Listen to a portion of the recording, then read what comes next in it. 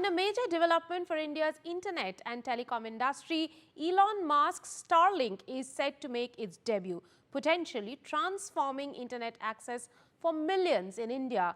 Union Communication Minister Jyotiraditya Scindia has said that Starlink is likely to acquire a license to operate in India soon.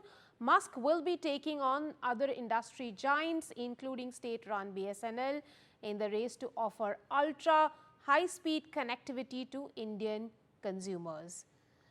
Let's talk about the impact of it and Starlink's coming to India with Sumesh Srivastav, who's a telecom policy expert. He is with the Quantum Hub as well. Sumesh, how could Starlink's entry impact India's broadband market, especially with current low internet cost plans by private carriers like Jio and Airtel?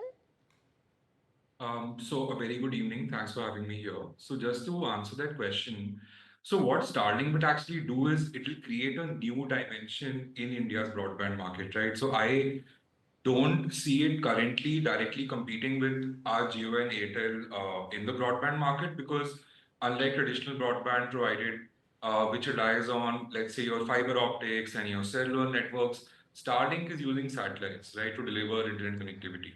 Now, this is something which can offer high-speed internet in areas where you can't lay down physical infrastructure.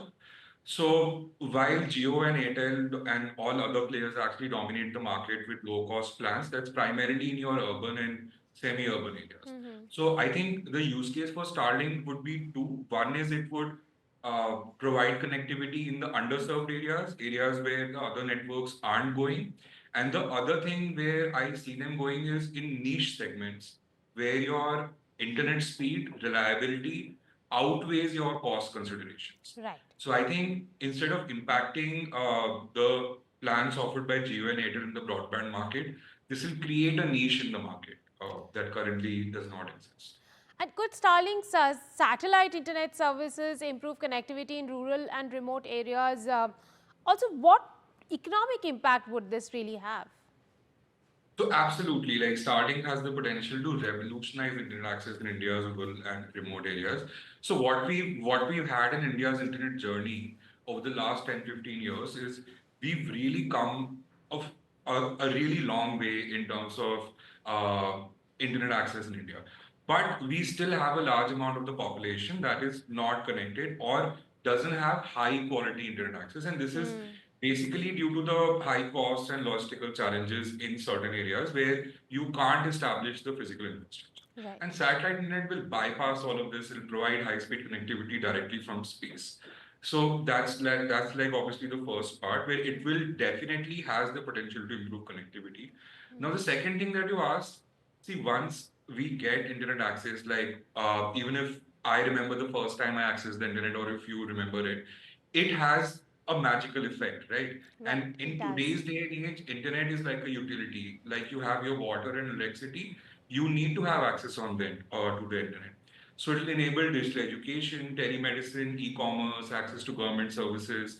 It overall will increase the quality of life for people who are currently disconnected. And yeah, it will open up a lot of economic opportunities, remote work, participation in the global digital economy. It will help local businesses learn more and more about what's happening. It can potentially help farmers learn about modern agricultural practices. And overall, it will really help to reduce your urban rural divide. And as they say, data is new oil. Yes, exactly. But what really are the challenges that you foresee Starlink might have?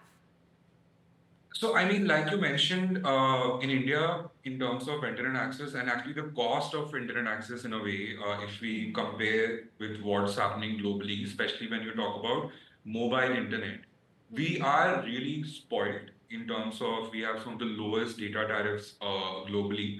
So I would say the primary challenge would be the pricing strategy because, and you know, everyone says this, India is a very price sensitive market. We saw that recently as well when Jio and Airtel increased their prices by a bit. A lot of subscribers then moved away to BSNL. And the cost of satellite internet equipment like your user terminals and your dishes, like the initial setup cost is high, And while we don't know what the monthly subscription figures are going to be, I would say that it is going to be definitely higher than what your Jio and Airtel are providing. Okay. So I think the main challenge would be first figuring out a pricing strategy, and maybe the other thing will be trying to find the niche in the market. Also, one of the biggest Yeah. areas of concern is data security. How would, Starlink really pass that test? So, I mean, I would say to that one thing is that, and this I've read in media reports and on the NDTV website as well, that Starlink is in the process of complying with all the security and data localization requirements. So, I currently, it seems that the requirements that we have do not seem to be a challenge for them to comply with. They seem to be open to complying with the same, and that's also something the minister has talked about recently. The second point I would like to make is that when we're talking about, let's say, policy or regulation, currently we are in a journey where India's telecom regulation framework itself is in the process of being overhauled. So we Right. had the really old 1885 Telegraph Act, and last year we came out with the Telecom Act 2023, where the intention clearly is to modernize the regulatory framework and move away from licensing to authorization. So once we make that move, once we get a clearer framework from the government on how that's going to look like, then maybe some of these security conditions and some of these data conditions might not look the same as they look right now. Right. And I think the other effect this might have for our regulators and our policy is that to look at how do you accommodate emerging technologies which are maybe not restricted by geographical boundaries Got it. while continuing to safeguard our national and security interests. So that's one Interesting. trend Yeah. that I think is going to emerge. But otherwise, I think given our current framework, they seem to be okay with compliance.